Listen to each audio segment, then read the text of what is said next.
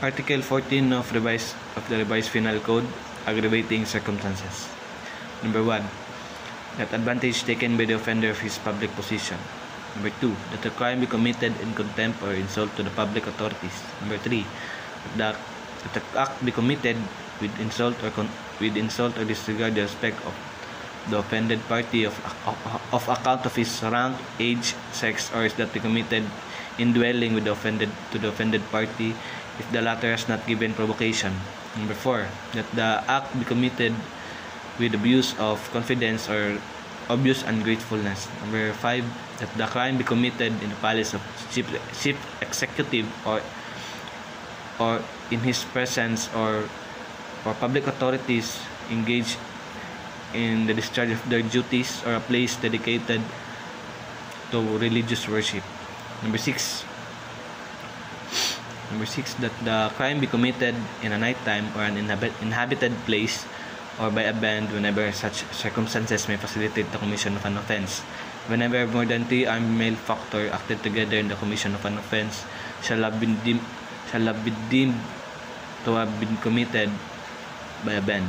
Number 7, that the crime be committed in the occasion of conflagration, shipwreck, earthquake, epidemic, or other calamity and misfortune.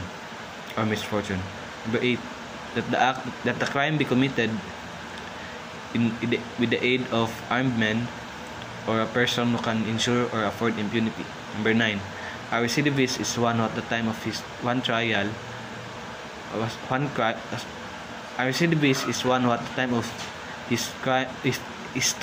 of one crime shall have been previously convicted by final judgment of another crime embraced in the same title of this code.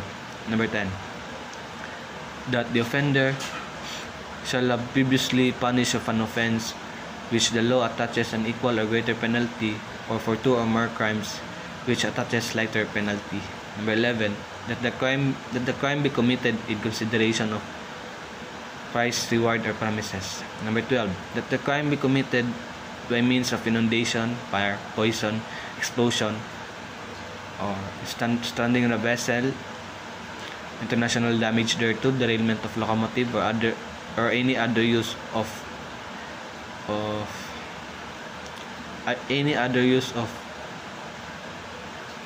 antifreeze and great waste ruined. Number 13, that the act be committed with evidence premeditation. Number 14, that craft fraud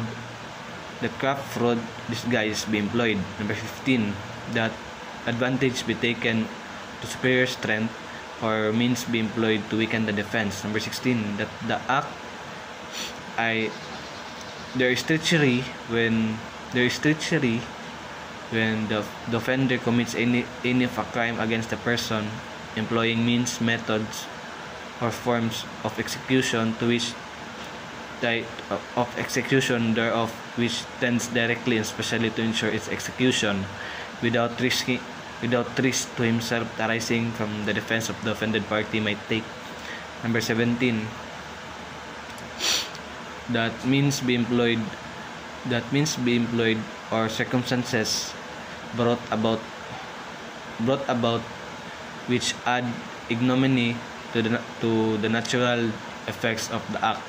Number 18, that there is an unlawful entry when an entrance of a crime, a wall, floor, roof, door, window be broken. Number 20, that the crime be committed in the aid of a person under 15 years old of age by means of motor vehicle, motorized watercraft, airship, or other similarity means. Lastly, number 21, that the wrong done of the commission of the crime be deliberately augmented by causing another wrong not necessarily for its commission.